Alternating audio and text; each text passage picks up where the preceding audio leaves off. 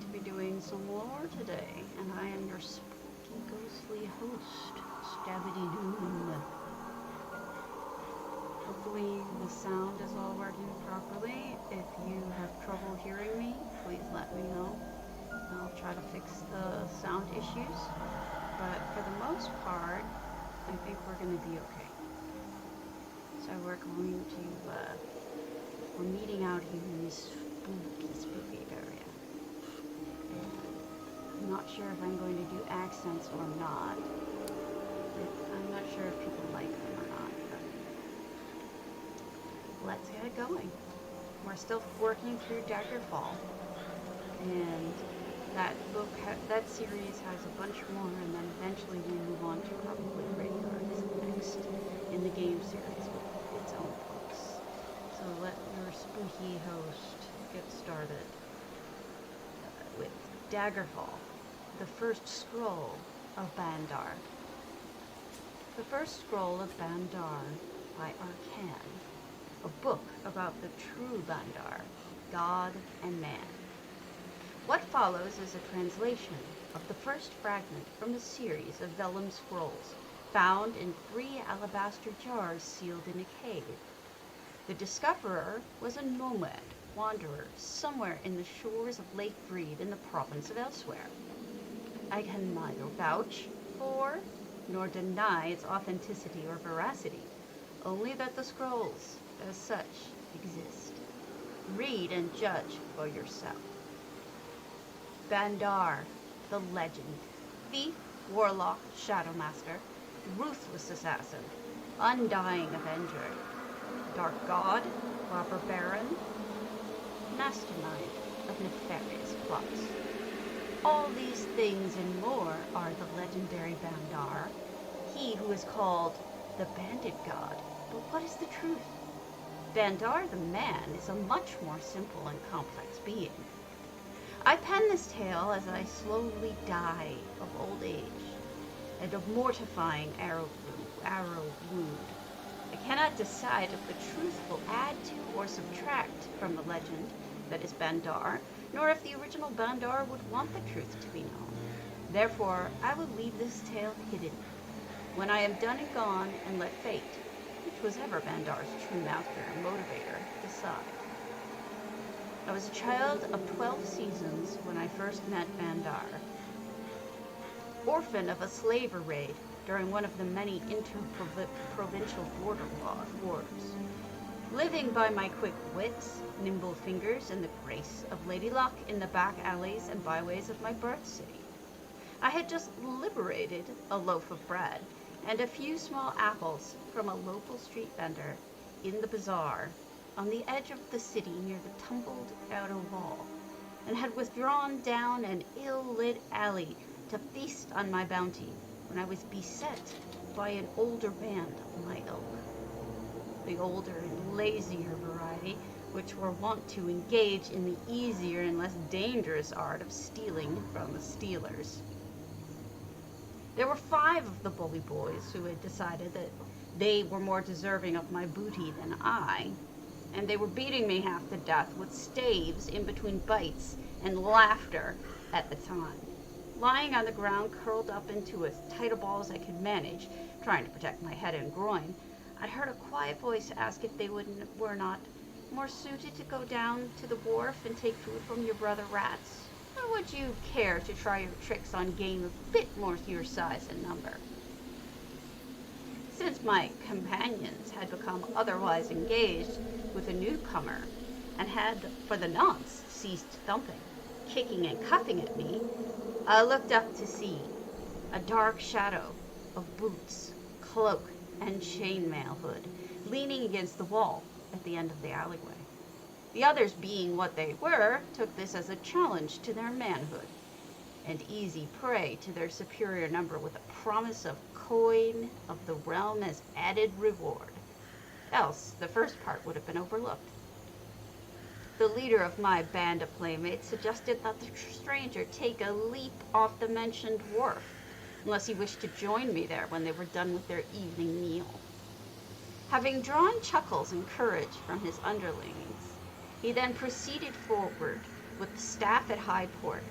I'm not quite sure exactly what followed, but within a short space of time, lead bully was lying in the dirt with a thrown dagger in his chest. Number 2 bully had lost 3 teeth to a boot. I still carry them in a leather pouch as a keepsake. And number 3 bully was brought short by his own staff applied forcefully up between his toes, the 2 big ones. Bullies 4 and 5 thought better of the entertainment and departed rapidly for parts unknown. Bandar picked me up, dusted me off, and dragged me round to a near tavern where we shared a meal and a mug. I attempted to thank him for saving my life. How can I ever repay this favor? I asked. His reply was short, to the point, and has driven my actions in life ever since. The proper way to repay a favor is not to pass it on instead. Things having not progressed along the lines of health, wealth, and welfare for me until that point in my life, came upon a sudden change that night. I later learned, along with many other things, that Bandar had decided to take a direct and immediate interest in me because my situation reminded him very much of the bad start his own life had taken, and the odds he had faced to survive it. On that night, he took me under his wing as a kind of apprentice. He saw to it that I learned weaponcraft and stealth, and I learned to read and write.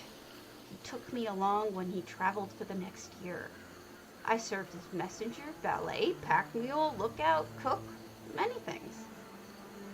I saw other towns, cities, races, provinces, and broadened my view and knowledge of the world far beyond belief.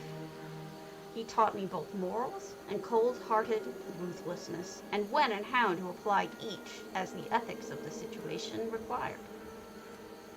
At the end of the year, he gave me good dagger, a decent horse, the 3 teeth, and leave, nay, command, to make my own way in the world from that day forward, but to remember all I had been given, and to attempt to pass such a gift to another when and where I should find need and opportunity. That I have done several times, as I assume he has also, and as I hope my various charges have after me, and they theirs. Thus has the legendary Bandar been seen time and again in various lands of our world at numerous and the same time in days of need. Thus also is the description so very hard to obtain and track, for in truth there have been and continue to be many Bandars in the world. The most valuable lesson he ever taught me was that for evil to triumph required not so much that many bad men do wrong, as for one good man to fail to do what was right. We only hope that our combined and concatenated efforts have produced enough single men and women that will not fail to do the right thing, regardless of current local morals, laws, religion, creed, or lure of coin of the realm. The legend grows still, of the dark avenging blade on the wings of night that makes no sound, the patron saint of the lone wolf, the 1,000 eyes and ears, the 100 arms disrespectful of time or distance, undying, master of disguise, man of 1,000 faces, shapes and sizes, gentle, rough-edged, gay, stern. All the mystery of the man unknown and undying, not a single man or god at all, but a string of seeds sown on the land and left to grow into a forest. How to reconcile this truth with the tales of cruelty and the gangs of bandars or bandits? Some are jealous thieves who take the name only for the cloak of mystery and hope in hiding in its shadow. Others are tales twisted to reverse by those justly served by bandars, unfettered by technicalities of law and custom. Some are backsliders, drawn of the true path by temptation and returning to their old ways. Many are the things that any one Bandar cannot answer for, as others did the deeds in the same name. Some of the tales are tales of fishwives, made up to scare the children into doing what is wanted. Some are left as part of the mystery that is both cloak and shield to the hidden purposes, a case where the fear of the tale serves to save the need of arms or action. But by and large, the true Bandar is a string of beings taught to act upon what they believe in, and stand to take the yoke of needed action upon their own shoulders. Don't fight if you can avoid blood or war, but if you must make war, do so with all your heart and might. Leave it at threats if threats be enough, but never make threats you are unwilling to carry to conclusion if required. Use all the arts at hand, but ever keep the true purpose in mind. Stand tall, but never forget how to bend your knee to help another. Note, the rest of the scrolls are tales and tellings of various parts of the legend, some as passed from bard to bard, some as the true tales underlying the ballads. These fragments are still to be translated and debated. This fragment, however, contains the kernel of the revelation and the true source of the questions surrounding the Bandar legend. What say you, reader? For myself, I do not know, but God or unrelated string of linked souls is laid out here. I do know that Bandar is a force in our land and lives, and one that gives hope to many that need it, and pause to many I despise. Arcan, scribe of Daggerfall. For so many of you to listen. The next one we've got is from the Memory Stone of Michaela Leckie. Give me a moment. Your ghostly bard must continue. From the Memory Stone of Michaela Leckie by Michaela Leckie. Diary of Leckie, a Redguard warrior and master of the Ansei. This is a faithful reproduction of the thoughts recorded in Michaela Leckie's Memory Stone, found in the Bankarai Pass in the year of reckoning, First Era 973. 7 years before the fall of Orsinium, due to the combined efforts of the armies of Daggerfall, Sentinel, and the Order of Diagna. Almost all of this is in the first person, as Michaela was unfamiliar with the protocols and scholarly formalities of recording herself into a memory stone. Nonetheless, her heroism and heroic deeds live on, her memories fresh in the stone for all to feel and hear. I wonder if this will really work? The Mages Guild took me for 25,000 gold crowns if it doesn't. Imagine! The stone will record my thoughts? What did they say? Just unwrap it from the silver foil and leather bag, and as soon as it touches my flesh, it will begin to record. Ah, the pain! I must block it out. No one would want to hold my stone and hear my thoughts if I let it record my pain. Thanks to the Ebon Arm and its training I received in the Hall of the Virtues of War, I can block out this pain. There, it's walled off. Yes, I can still see it. There must be beyond my consciousness lurking like a hungry wolf, a wolf that will soon consume me. I see also my inevitable death from these damned wounds. No potions left. The healing crystal and ring are used up, and me, with not even magic enough to light a candle. Oh, but the gods did give me other gifts. The gift of the sword singing, the thrill of battle, Frander Hunding's Book of Circles, the way of the sword. But then there is my story. I get ahead of myself. I am Michaela Leckie, a warrior, a sword singer, a second-level Ansei. In my cradle, I could form the Shahai, the spirit sword, the mystical blade. Mine formed of pure thoughts, serpents intertwined with vines of roses to form the blade, as beautiful as... But I'm about to tell you about all of that. To tell you my story, a story of valiant battle, of my loves, of my wars, of betrayal, and of this last glorious victory. To tell you of how I came to this distant, lonely pass, me and 5 companions, to fight these men and monsters, to defeat the army that would fall on my people like cowards in the night. But again, I get ahead of myself. I am a simple warrior. I grew up as a maiden of the Spirit Blade. As early as I can remember, I wanted to be a singer, to feel the hunger of the blade in my hands, to feel it come alive and take my enemies. I am told our people were artisans and poets long ago in our desert homes. Here, in our new home now known as Hammerfell, many of us have returned to those ancient ways, but to me there is but one way, the way of the sword. This is hard to tell. I grew up in my noble family, the only one of 3 brothers and 2 sisters that felt the calling, the song of the sword. Father understood, for he too had felt the call. He had become a master, an Ansei, long before settling down in our estate to raise a family. At 11, I entered the Hall of the Virtues of War and joined the Maidens of the Spirit Sword. In my band there were 6 of us: Daring Julia, Solid Patia, Big Katie, Spelt Segila, Wise Zell, and me. All are gone now, save me, and soon I will join them in the halls of the unknown gods of war. We drank together, we fought, we wept, we grew in the way of the sword. We joined in our learnings in the hall with our brothers of the blade. Learning from each other, we all sat at the feet of the hall master, striving to learn the depths of the Shahai, making the spirit blade into a real weapon as friend our hunting had. Only a few have had the purity of heart and virtue to be able to take the step and learn the mysteries of the Ansei sword sainthood. Somehow, of all the brothers and the maidens, I only possessed the unique qualities, the faint but strong enough flicker of magicka to call forth the Shahai. Many times I called it, seldom would it become substantial enough to become a weapon.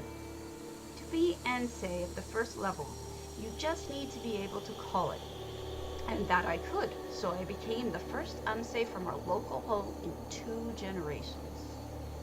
Oh, I have so much to tell, so many memories, so many treasures to share with you, my unknown companion. How do I start? That pain is still out there lurking hungry, slowly consuming what's left of me. I guess I had better tell you of the final battle, the one that has left me here. And then, if I have the will left, to tell you of my life, my love, Raelif. Oh, what a lad he was. The times we shared, Ebonarm. Forgive me, my mind wanders. Let me go to the final battle. To start in the middle. Yes. We maidens grew, learned, mastered the way, and upon completing the walkabout, to you who are not singers, this is a wilderness trek emulating the times of Brandor hunting, when we each wander the countryside, righting wrongs, defeating monsters, performing quests in the names of virtue. Some of us, in our hall, took years to finish. Always there is danger, as we 6 maidens each returned in our own good time, but many are they who do not live to return from the walkabout. We returned each to our own lives, to meet in the hall once a week and tell our stories to the new maidens and brothers, and to perform as instructors in the way of the sword. All was well till the night of the mid-year festival. All our people were reveling and enjoying the repast, but for we 6 maidens. It happened that the festival day fell on our day of meeting in the hall, our day of prayer and fasting in honor to the way of the sword. As we met late into the night, a knocking rang on our door. When I opened, there was a guardian of the Bankerai Pass in the Rothgarian Mountains, wounded and near death. He told us of betrayal from the north and an invasion sponsored by the Crystal Tower of High Rock, led by King Dwal of Daggerfall, our ally in the war with Orsinium. Quickly, we used up a crystal in healing and restoring him to vitality. We sent him on to the king, while we 6 grabbed our weapons and armor of power, and as many potions, marks, and crystals and rings as we could carry. We flew to the pass, hoping upon hope that we would not be too late. Our journey was not in vain, for we arrived just at the very point when the last 3 guardians were overwhelmed by the horde. Into the pass we ran, forming the old battle line, 6 abreast. Oh, did we fight! The song of the sword was a joyous noise slicing through the ranks of evil. We fought for hours. Julia was the first to fall, a cowardly poisoned dagger finding a rent in her armor. Then one by one, all fell, save me. Oh, cruel ebon arm! Then my beloved sword, the sword of my father, the one with the serpent's crest, fashioned by the master sword singer Tansal, broke in my hands. All was lost, our six lives spent in vain. Now, many of them would pour through the pass. I would be easy prey for them like a newborn child. I wept in frustration. Then I remembered the hearth in our home, the book, Frandar Hunding's Book of Circles, The Way of Strategy. I reached for the Shahai, the spirit sword, that which I could never reliably form when I needed it, and behold, it was alive! Alive with fire! It formed in my hand, ablaze with power.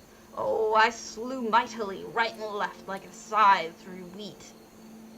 All the way to the Lord of the Tower I fought. With one blow I cut his magical armor asunder. One more took his head. But to do that deed cost me dearly, wounds by the dozen. For although I had magical armor, it was not formed of spirit, like my blade.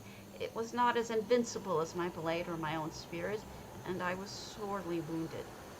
With the felling King Dwal, his army crumbled. They fled before my wrath. All ran back through the pass, not even pausing to collect their dead and wounded. All who could stand ran for their lives, and I slew all I could reach. But my breath was coming short, and the pain finally arrested on this rock where you now find me. I don't know why I chanced to bring this stone along. I bought it on a whim, really, with the loot from... Well, I guess I really need to stop and tell my story in order. I feel able to go on and tell you more. The eternal night is descending more slowly than I thought. Not just yet. I'm ready to compose my death poem. A little sip of water and, well, I think I will go back and tell you of my life. Maybe some details about the battle. And oh yes, about Raelith and our children. Where will I start? I am a simple warrior. I grew up as a maiden with a spirit blade as early as I can remember. And that's the end of that book. On to the next.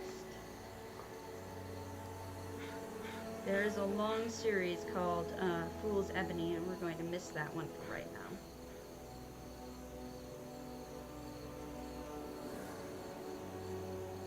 Here we go. Golarion the Mystic.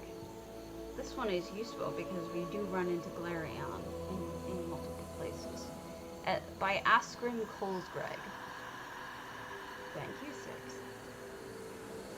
A biography of Golarion, the Psijic who founded the Mages Guild. During the early bloody years of the Second Era, Vanus Golarion was born under the name Trectus, a serf on the estate of the minor nobleman, Lord Jurnas of Solchik on Cher. Trectus's father and mother were common laborers, but his father had secretly, against the law of Lord Jurnas, taught himself and then Trectus to read.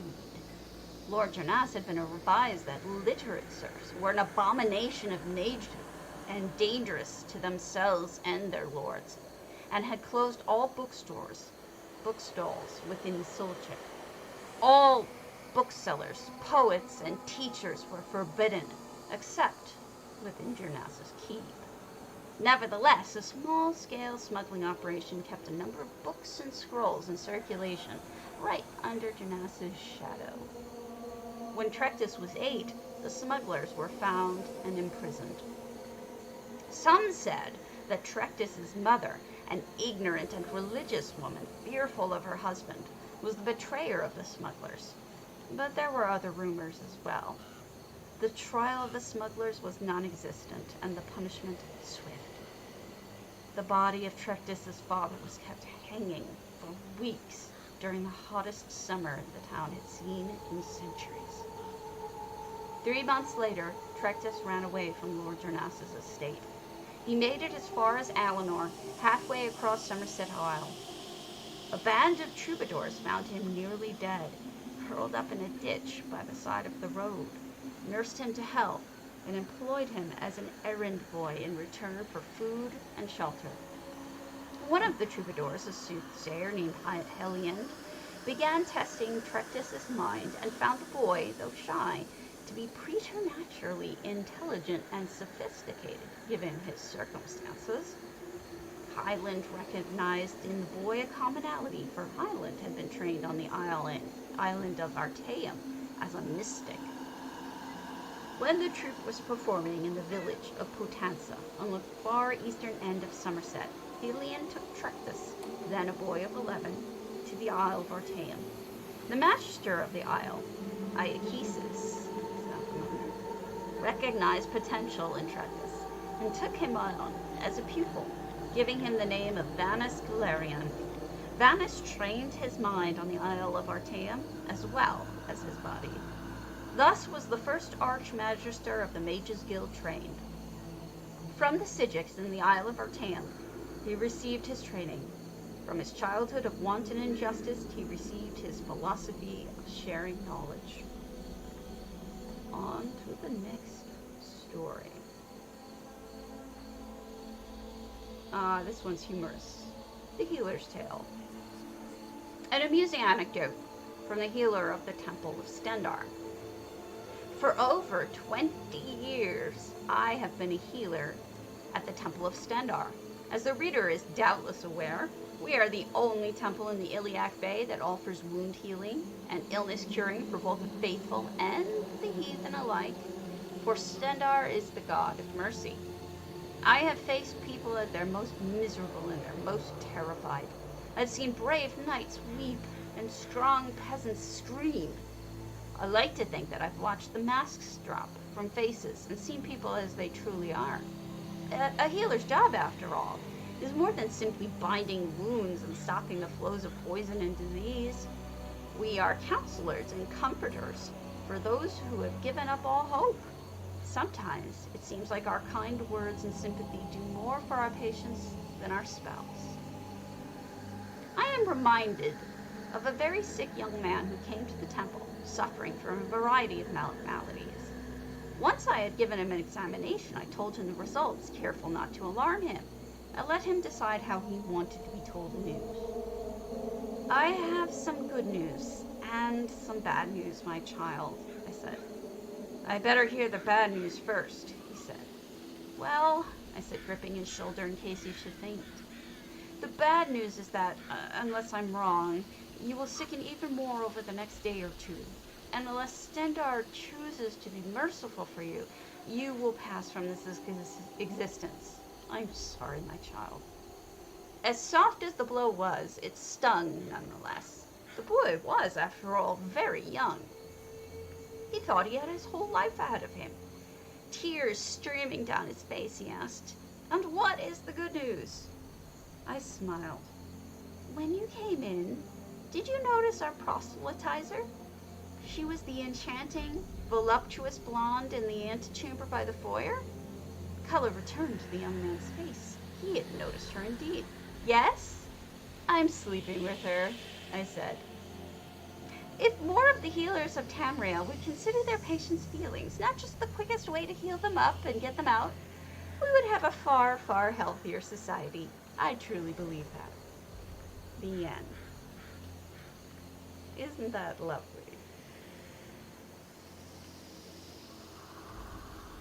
Okay.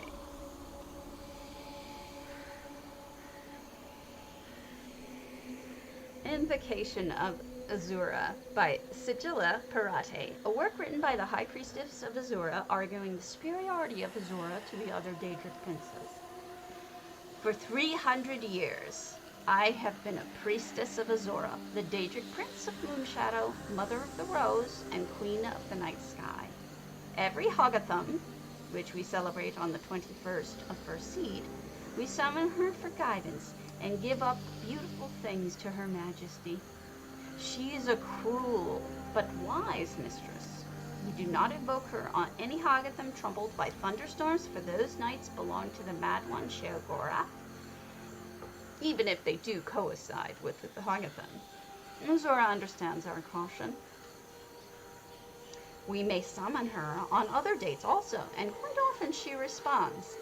The only days we're forbidden to invoke her are those prescribed to one of the other 15 princes. And here I list a number of dates. I know who is summoned on the 3rd of Hearthfire, the 2nd of Sun's Dusk, and 20th of Evening Star, but I'm not certain of the others. It's enough that Azura has forbidden those dates. Azura's invocation is a very personal one. I have been the priestess of 3 other Daedric princes, but Azura values the quality of her worshippers, the truth behind her adoration of her, and the... When I was a dark elven maiden of 16, I joined my grandmother's coven, worshippers of Molag Bal, the schemer prince. Blackmail, extortion, and bribery are as much the weapons of the witches of Molag Bal as magic is. The invocation of Molag Bal is held on the 20th of Evening Star, except in stormy weather. This ceremony is seldom missed, but Molag Bal often appears to his cultists in mortal guise on other days. When my grandmother died in an attempt to poison the heir of Firewatch, I re-examined my faith in the cult. My brother was a warlock in the cult of Boethia, and from what he told me, the Dark Warrior was closer to my spirit than the treacherous Molag Bal. Boethia is a warrior prince who acts more overtly than any other Daedra. After years of skulking and scheming, it felt good to perform acts for my mistress, which had immediate consequences. Besides, I liked that Boethia is a Daedra of the Dark Elves. Our cult would summon her on the day we called the Gauntlet, the 2nd of Sun's Dusk. Bloody competitions would be held in her honor, and the duels and battles would continue until 9 cultists were killed at the hands of other cultists. Boethia cared little for her cultists, she only cared about our blood. I do think I saw her smile when I accidentally slew my brother in a spar. My horror, I think, greatly pleased her. I left the cult soon after that.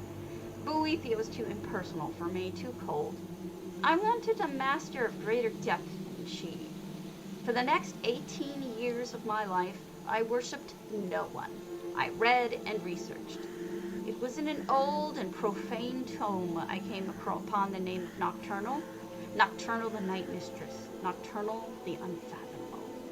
As the book prescribed, I called on her holy day, the 3rd of Hearthfire. At last I had found the personal mistress I had so long desired. I strove to understand her labyrinthine philosophy, the source of her mysterious pain. Everything about her was dark and shrouded, even the way she spoke and the acts she required of me. It took years for me to understand the simple fact that I could never understand Nocturnal. Her mystery was as essential to her as savagery was to Boethia or treachery was to Molag Bal. To understand Nocturnal is to negate her, to pull back the curtains in her realm of darkness. As much as I loved her, I recognized the futility of unraveling her enigmas. I turned instead to her sister, Azura. Azura is the only Daedra prince I have ever worshipped who seems to care about her cultists. Molag Bal wanted my mind, Boethia wanted my arms, and Nocturnal perhaps my curiosity. Azura wants all of that, and our love. Not our abject slavering, but our honest and genuine love in all its forms. It is important to her that our emotions are engaged. And our love must be also directed inward. If we love her and hate ourselves, she feels our pain. I will have no other mistress. Moving on.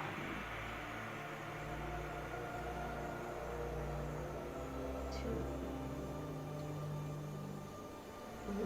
Legend of Lover's Lament by Kroll Bomaval.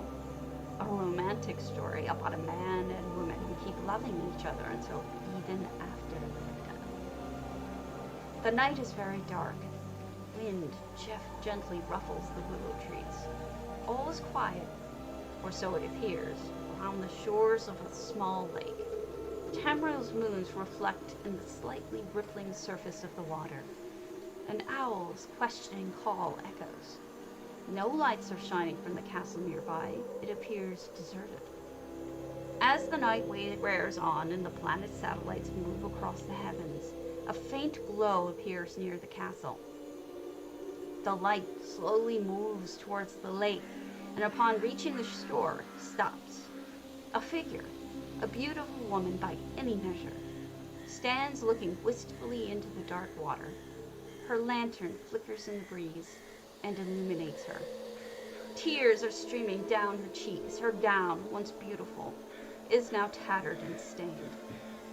The surface of the lake becomes agitated, but not from a wind, as the night has become as still as it is dark.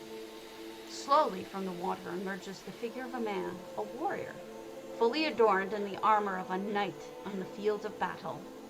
He seems to float over the water towards the woman and stop just short of her. "Madalena," the ghostly warrior intones. "My lord Girthland," whispers the lovely Madalena as she kneels. "You have come to me again."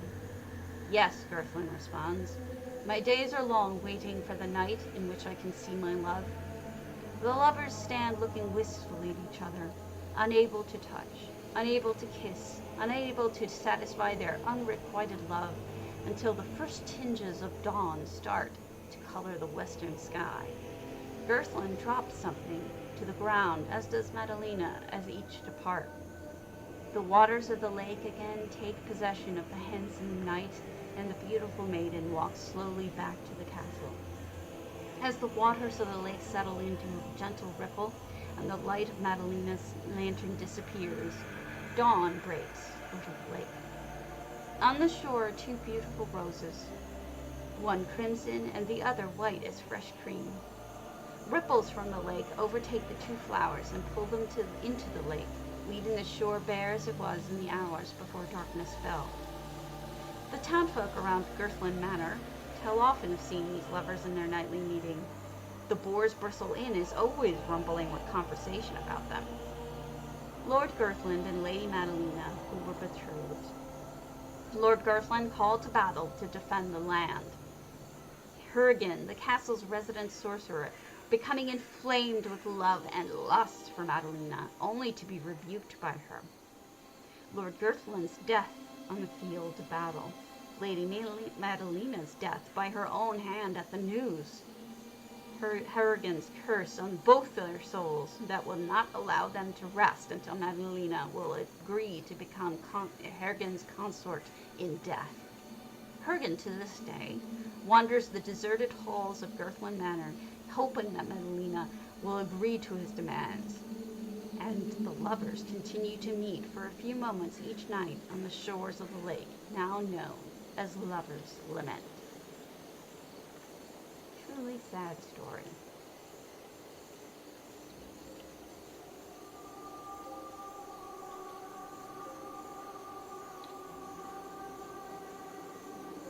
And then we'll do this story as our last one. Daggerfall, Mara's Tear by Zen. The story of Mara's Tear and Shandar's sorrow. Well, children, if you all gather round and sit quietly, I'll tell you the story of Mara's Tear and Shandar's sorrow. Long, long ago, long before your grandmother and I were born, long ago, there were two young children growing up in a village far, far from here. They played together and ran through the woods together, exploring their little worlds and learning to see things through each other's eyes. This was very different from their parents, because Shandar was the son of Maldor, who was captured in a war and forced to work as a slave for the village baron. Their village and another both needed the land between them to feed the villagers, and fought until many of the villagers died. Maldor was wounded in battle and left for dead by his fellows. He was captured and forced to work in the fields as punishment. Shandar was not allowed to play with Mara, but she was very small, and the other children didn't like to play with her, so she played with Shandar against her father's command. And they learned that they really were not so different after all. They couldn't understand why their parents hated each other so. Well, Shandar and Mara played together for many years and learned to love each other as they grew up. They knew they couldn't let their parents know because it was forbidden for them ever to marry since they were from different villages and the war was still going on. They tried and tried to figure out how they could be happy together and finally decided that they must run away from the village. They would try to make a new life for themselves in another village, far, far away from where they grew up. One night, while planning their escape, they were discovered by the town guards. Shandar tried to fight them, but they tied him up and dragged him away to the prison inside town. Mara was taken home, and her father was very angry with her and told her that she could not leave their home again. He went to the house of another farmer and asked if their son would marry Mara so that she could never see Shandar again. The marriage was planned for the next week. Shandar, meanwhile, was to be killed for daring to be with Mara. He was beaten and placed in a stockade, and they were to hang him the next day. When Mara found out that Shandar was to be killed, she knew that she could never live without him and climbed out her window and ran into the woods crying and crying. She ran and soon was lost. It was very dark because back then they did not have any moons in the sky to make it safe for little boys and girls. Soon she found herself in a part of the woods she had never been before and sat down on a rock since she was very tired. Well, the rock was a secret entrance to a cave where a very mean orc lived. When he came back from his hunting, he found Mara curled up asleep on his rock and thought to himself, a tasty little girl, I shall save her for my breakfast. He grabbed her and took her into his cave, moving the rock back so that she could not escape. She was sure to die and tried to escape, but the evil orc just laughed and laughed at her until she finally gave up. When the villagers found out that Mara had run off, they were very worried. No one knew the woods very well, and all were afraid of the evil orc that lived there. Only Shandar was not afraid, and he begged and begged for the Baron to set him free so that he could go look for Mara. The Baron finally decided to let Shandar go, for no one else was brave enough to go and rescue Mara. So Shandar was set free, and he set off into the woods to go and rescue her. Shandar searched and searched, but could not find poor Mara. Finally, he sat down on a rock to rest for a moment, and as he sat down, he noticed a piece of cloth under the rock. It was a piece for Mara's cloak. He realized that she must be under the rock somehow, and knew that the orc had captured her. He pushed and pushed the rock, and finally was able to roll it aside. He climbed down into the orc's cave, but it was very dark, and he could not see anything. The evil orc, when he heard his front door moving, hid in the shadows to see what was coming into his home. When he saw it was just a little man boy, he grinned to himself and thought, now I have lunch too. When Shandar came near, the orc grabbed him and began to squeeze the life out of him. Back in the village, the people soon realized that they were very foolish to let a young man go off into the woods by himself. They gathered all of their weapons and set off to find the two lost children.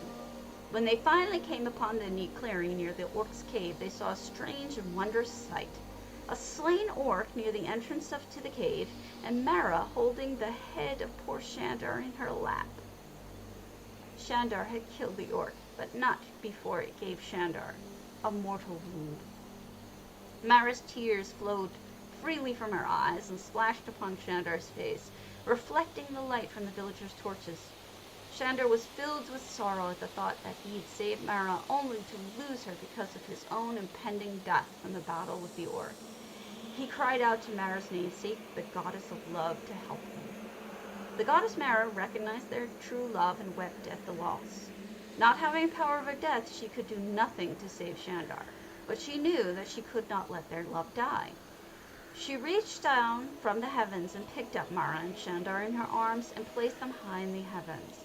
They could be together always and provide light in the dark night so others may be safe from the evils in the world.